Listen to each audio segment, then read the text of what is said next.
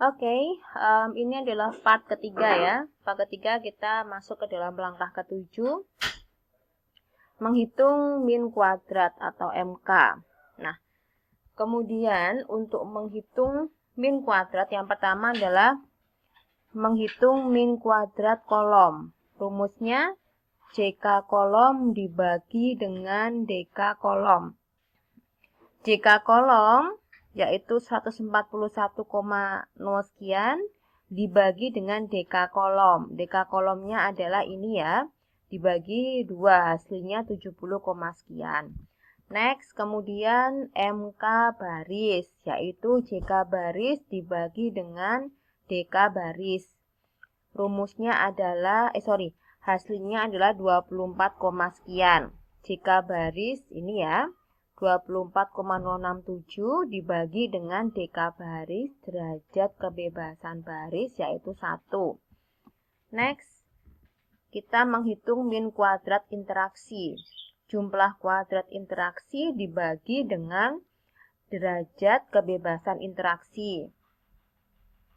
Jika interaksinya tadi yaitu 28,63 dibagi dengan derajat kebebasan interaksinya yaitu 2. Diperoleh 14,21. Next, yaitu min kuadrat dalam. JK dalam dibagi dengan DK dalam. Ya, diperoleh hasil 3,4 sekian. Kemudian, harusnya langkah ke-8 ya ini ya. Langkah ke-8 yaitu menghitung nilai F hitung.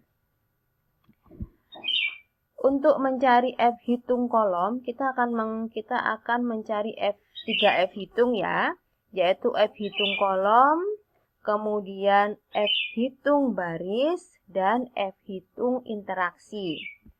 Rumus yang pertama yaitu F hitung kolom, min kuadrat kolom dibagi dengan min kuadrat dalam, ya, yang kita peroleh dari langkah ke-7 ini. Diperoleh hasil untuk F hitung kolom 20, sekian. Kemudian F hitung baris ya, yaitu min kuadrat baris dibagi dengan min kuadrat dalam diperoleh 7,0 sekian. Next yaitu F hitung interaksi, yaitu min kuadrat interaksi dibagi dengan min kuadrat dalam, ketemu 4,1 sekian. Kenapa kita mencari nilai F hitung sampai ke 3? Karena ini berdasarkan hipotesis awal kita, ada 3 hipotesis kan. Yang pertama ingin melihat perbedaan antara sebelum dengan sesudah diberikan alat kerja baru, ya kan? Berarti alat kerja baru itu ada X1, X2, dan juga X3. Masih ingat kan? X1 itu adalah data sebelum ada alat kerja baru. X2 adalah data setelah 3 bulan pemakaian alat kerja baru. X3 adalah data setelah pemakaian selama 6 bulan alat kerja baru. Nah, sehingga kita menuliskannya kolom ya, berdasarkan kolom. Kemudian yang kedua adalah melihat perbedaan produktivitas kerja berdasarkan gender. Sedangkan gender kita tadi itu kita misalkan sebagai bar atau baris. Kemudian yang hipotesis ketiga yaitu ingin melihat interaksi. Ada interaksi apa enggak sih antara alat kerja baru dengan gender dalam hal peningkatan produktivitas kerja. Maka kita mencari FH interaksi. Next, pada langkah selanjutnya harusnya ini langkah ke-9 ya. Mohon maaf ada typo di sini. Kita harus membandingkan nilai F tabel dengan F hitung karena kita sudah mencari F hitungnya pada langkah ke-8 tadi. Saya inputkan lagi di sini ada F hitung kolom, ada F hitung baris, dan juga F hitung interaksi. Kemudian juga saya tulis lagi di sini derajat kebebasan kolom, derajat kebebasan baris, dan juga derajat kebebasan interaksi. Nah, kita akan cek dulu pada hipotesis pertama, hipotesis A. Hipotesis pertama tadi bunyinya adalah H01 tidak terdapat perbedaan produktivitas kerja pegawai berdasarkan alat kerja baru. Berarti H1-nya itu adalah kebalikan dari H0 ya. Kita mau melihat alat kerja baru itu sebenarnya bisa meningkatkan produktivitas kerja apa enggak sih? Berarti kita harus tahu dulu F tabelnya. Kita harus mencari dulu nilai tabel F-nya berapa. Nah, sebelum mencari nilai tabel F, kita juga harus mencari terlebih dahulu derajat kebebasan pembilang dan derajat kebebasan penyebut, ya. Untuk pembilang, derajat kebebasannya kita ambil atau kita lihat dari DK antar kolom atau DK kolom, ya. Kita tahu bahwa DK kolomnya yaitu 2 dan penyebutnya yaitu DK dalam. DK dalamnya yaitu 54 dari slide sebelumnya ya. Dan alfa kita 5%, 0,05.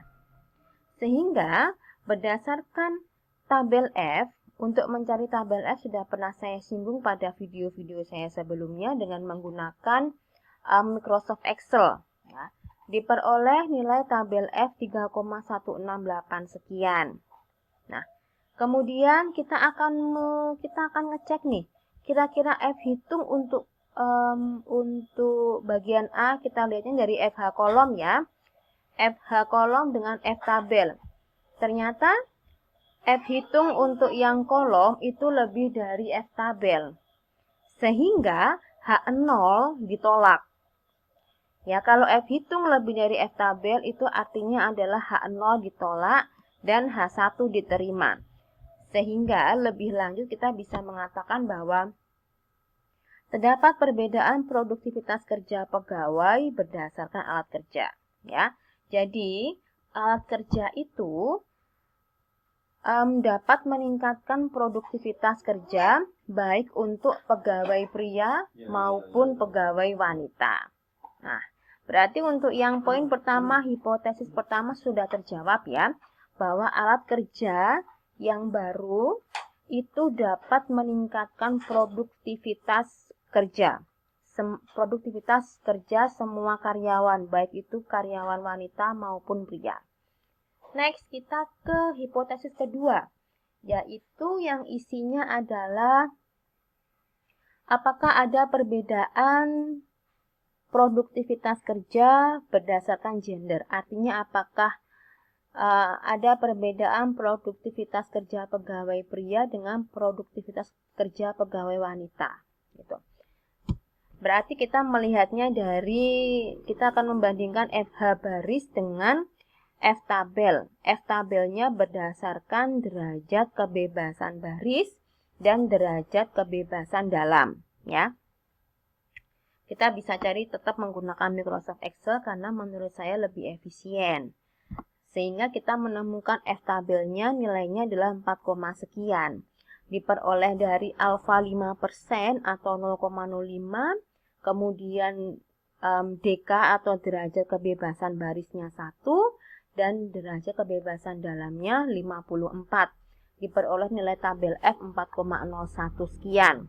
Selanjutnya kita akan bandingkan antara F hitung baris yang nilainya 7,0 sekian dengan F tabel. Ternyata F hitung baris itu lebih dari F tabel. Sehingga bisa kita katakan bahwa H0 ditolak. Artinya H1 yang diterima. Sehingga lagi kita bisa simpulkan bahwa terdapat perbedaan produktivitas kerja pegawai berdasarkan gender. Ya. Berarti berdasarkan gender berarti ada perbedaan produktivitas kerja pegawai pria dengan produktivitas kerja pegawai wanita. Next kita mau ngecek. Oke, next kita ke hipotesis yang ketiga ya. Yaitu kita ingin melihat apakah terdapat interaksi antara alat kerja baru dengan gender dalam hal produktivitas kerja.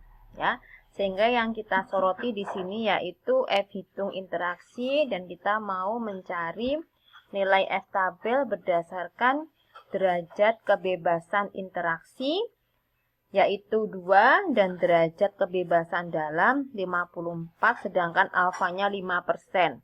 Sehingga F tabelnya ketemu 3,1 sekian. Nah, kemudian akan kita bandingkan FH interaksi ini dibandingkan dengan F tabel. Ternyata nilai F hitung interaksi itu lebih besar daripada F tabel, sehingga H0 ditolak. Artinya apa kalau semisal H0 ditolak? Artinya terdapat interaksi antara alat kerja baru dengan gender dalam hal produktivitas kerja. Sehingga bisa kita katakan bahwa kalau berdasarkan gambar ada tidaknya interaksi di slide studi kasus kita bisa katakan bahwa sehingga dari poin C ini yaitu hipotesis ketiga, artinya adalah bahwa alat kerja baru dengan gender terjadi interaksi, ya. Lebih lanjut artinya adalah bahwa dengan alat kerja baru, produktivitas kerja pegawai laki-laki atau pria lebih tinggi daripada produktivitas kerja wanita. Ini berdasarkan dari gambar terjadinya interaksi pada slide keberapa ya yang ada studi kasusnya tadi. Slide saya sebelumnya di part 1 ya. Sehingga berdasarkan penelitian ini menggunakan two-way ANOVA bisa kita sarankan bahwa penambahan alat kerja baru itu bagus untuk meningkatkan produktivitas kerja dan lebih ditekankan pada peningkatan pegawai pria. Karena menurut hasil yang diteliti ini bahwa jika dengan menggunakan alat kerja baru ternyata produktivitas kerja pegawai pria lebih tinggi daripada produktivitas kerja pegawai perempuan. Oke, sampai di sini dulu pertemuan hari ini untuk part 3 membahas mengenai two-way ANOVA. Next, kita akan bahas lebih lanjut lagi mengenai korelasi, yaitu uji hipotesis untuk untuk asosiatif. Kemudian kita mau ke regresi. Terima kasih. Wassalamualaikum warahmatullahi wabarakatuh.